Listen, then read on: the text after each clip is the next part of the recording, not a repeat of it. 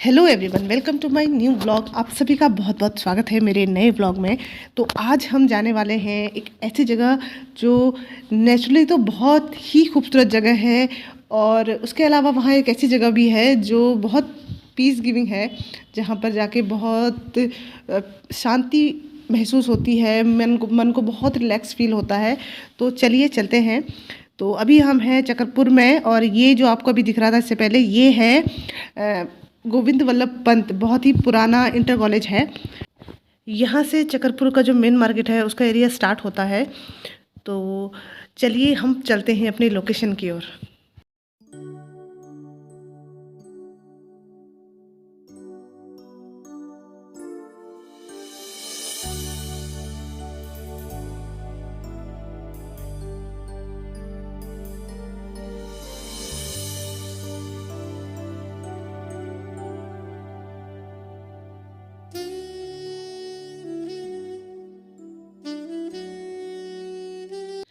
अब हम पहुंच चुके हैं टनकपुर से आगे पिथौरागढ़ रोड पे हम निकले हैं। तो अभी हमने जस्ट टनकपुर क्रॉस ही किया है, और ये पिथौरागढ़ रोड है, NH9 पर हम हैं, और टनकपुर से लगभग 22 किलोमीटर आगे हमें जाना है। जैसा कि थंबनेल से आपको पता चल गया होगा कि हम कहाँ जा रहे हैं। तो हम सूखी ढाक के पास एक गांव है जिसका नाम है, या कह सकते हैं कि एक ऐसी जगह है जो बहुत ही ब्यूटीफुल है, जिसका नाम है श्यामला ताल, जो फेमस है अपनी एक नेचुरल लेक के लिए, श्यामला ताल के लिए, और उसी ताल को देखने के लिए। और एक और जगह वहाँ पर है जिसे देखने के लिए हम जा रहे हैं। तो चलिए चलते हैं। और टनकपुर से 7 से 8 किलोमीटर दूरी पर हम पहुँच चुके हैं, और NH9 पर ये गांव देखिए बिल्कुल ऑन रोड है और बहुत ब्यूटीफुल है।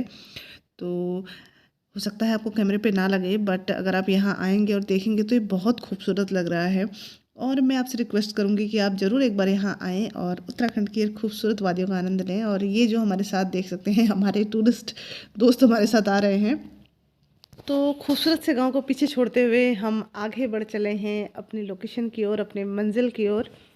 तो कुछ ऐसा मौसम, कहीं कोहरा, कहीं बिल्कुल साफ़ मौसम हमें यहाँ रास्ते में मिल रहा है, क्योंकि सुबह सुबह का समय है, और वैसे भी अभी आजकल सर्दियों का समय है। तो इस तरह का मौसम आपको उत्तराखंड में हर जगह मिलेगा, क्योंकि उत्तराखंड है ही इतना खूबसूरत।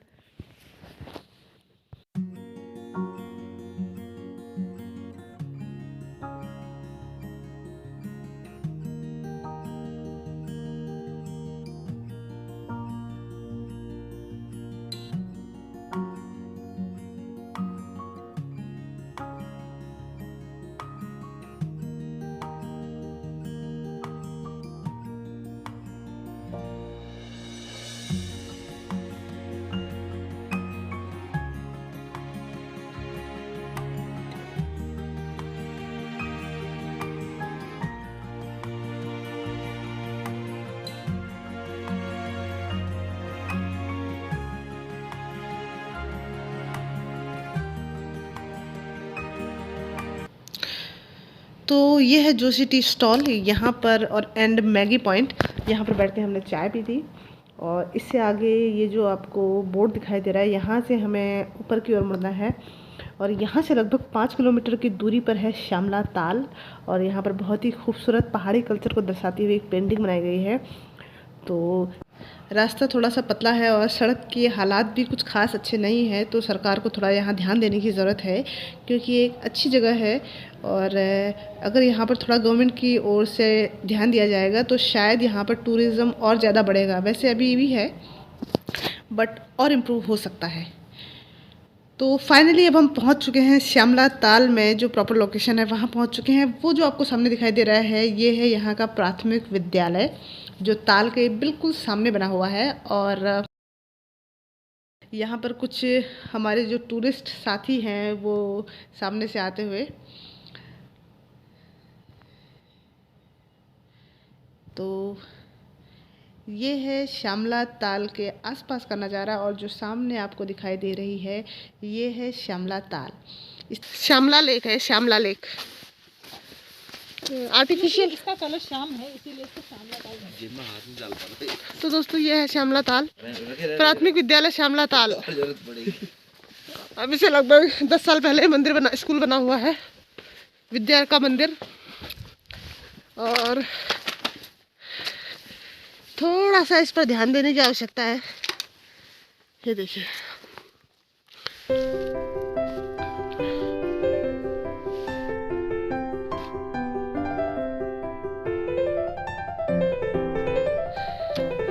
और नरेंद्र जी कैसा लग रहा है आपको? बढ़िया लग रहा है। अच्छा, पहली बार आए यहाँ?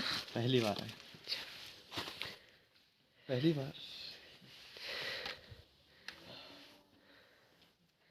ये हमारे टीम की सबसे एडवेंचरस मेंबर है, इन्हीं की वजह से सब हुआ है। तो जैसे कि आप देख सकते हैं, पहाड़ों के बीच में बिल्कुल एक खूबसूरत सी झील है।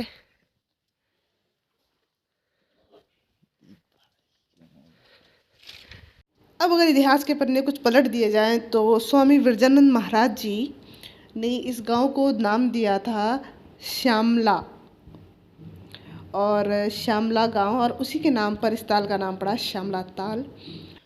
और ये जो सामने आपको दिख रही हैं, ये हैं दुकानें जो लोकल्स लगाते हैं। और वो जो सामने आपको बना हुआ बिल्डिंग दिख रही है, वो है कुमाऊं मंडल विकास निगम का गेस्ट हाउस है, पर उसकी भी स्थिति कुछ खास अच्छी नहीं है, बंद पड़ा है, ताले लगे हुए हैं और ताल के आसपास गंदगी काफ़ी है। तो इसको थोड़ा सा इस पर ध्यान देने की ज़रूरत है, वरना तो ये जगह है इतनी खूबसूरत है कि आपको कुछ करने की यहाँ ज़रूरत नहीं पड़ेगी। और ये है मेरे देश के दीवानों का हाल, जिन्होंने इस पर अपनी तरह की चित्रकारी करी हुई है। और वैसे अगर इस ऐसी जगहों पर ये सब ना ही करें तो ज़्यादा बेहतर है। और ये गेस्ट हाउस के थोड़ा सा आगे अगर आप जाएंगे तो यहाँ आपको पार्क मिलेंगे जहाँ झूले वगैरह लगे हुए हैं। तो अगर आप यहाँ आना चाहें और ऐसी जगह के आप शौकीन हैं तो यहाँ ज़रूर आएँ, और काफ़ी अच्छा आपको लगेगा और बहुत अच्छा फील करेंगे। और अब हम जा रहे हैं अपनी फाइनल डेस्टिनेशन को। ये है स्वामी विवेकानंद जी का आश्रम, और जो श्यामला ताल इस गांव का नाम पड़ा हुआ है, ये स्वामी विवेकानंद जी के ही शिष्य विरजानंद महाराज जी ने द्वारा रखा गया था इस गांव का नाम। और यहीं पर जो श्यामला ताल है, श्यामला ताल से लगभग 400-500 मीटर की दूरी पर सीधे आगे को जाने पर हमें मिलेगा स्वामी विवेकानंद जी का आश्रम। तो चलिए चलते हैं और पहुंचते हैं स्वामी विवेकानंद जी के आश्रम में। और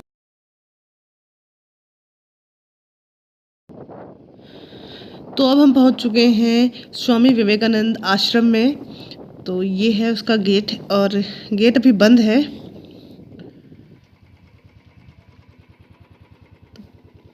प्रवेश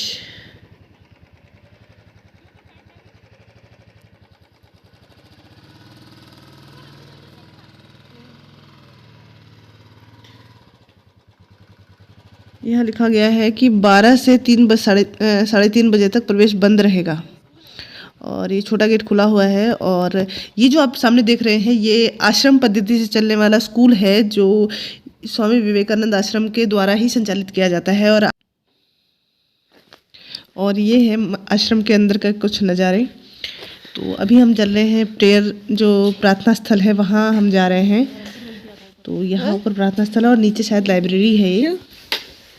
तो चलिए चलते हैं प्रार्थना स्थल पर। ये है प्रार्थना स्थल के अंदर का कुछ दृश्य। यहाँ सारे जो स्वामी विवेकानंद और रामकृष्ण परमहंस, इन सब की जो तस्वीरें लगी हुई हैं वो लगी हुई हैं, और यहाँ नीचे बैठ के आप आराम से प्रार्थना कर सकते हैं। तो ये देखिए,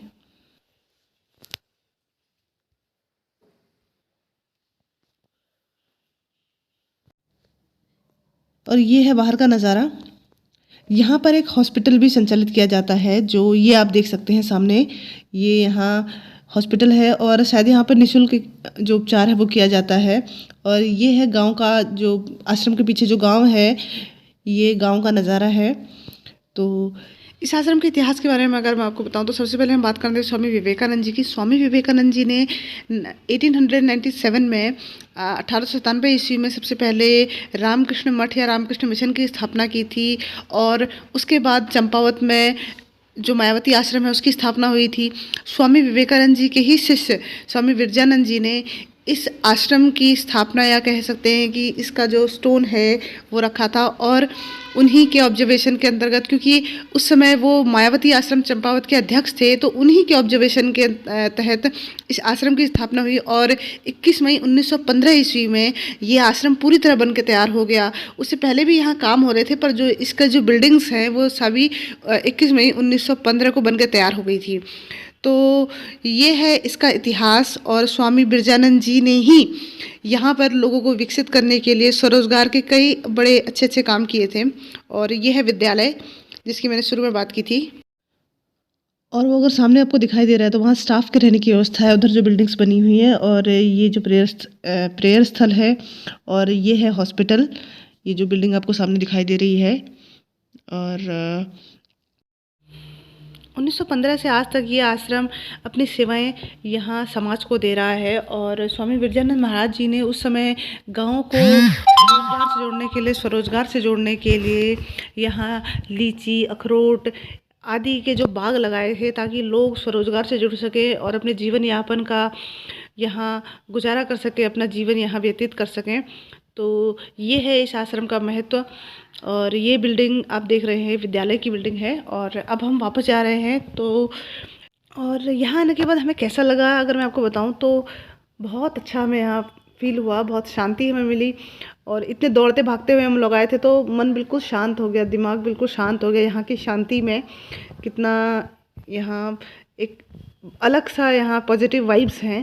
तो मैं आप लोग को रिकमेंड करूँगी कि आप लोग जब भी यहाँ आएँ श्यामला ताल तो आश्रम में ज़रूर आएँ। और अगली बार मैं कोशिश करूँगी कि मैं यहाँ जल्दी आऊँ। और आज हमने यहाँ टाइम ज़्यादा स्पेंड नहीं किया, तो अगली बार जब हम आए तो काफ़ी अच्छा टाइम स्पेंड करेंगे। तो वापस जाते हुए और लास्ट में आपसे इतना ही कहना चाहूँगी कि आपको वीडियो कैसा लगा कमेंट करके बताइएगा। अगर आपके कोई कंस्ट्रक्टिव और कमेंट है या कोई सुझाव आप देना चाहते तो कमेंट करके बताइएगा। और वीडियो अच्छी लगे तो लाइक कीजिएगा और चैनल को सब्सक्राइब कीजिएगा। Thank you so much and enjoy.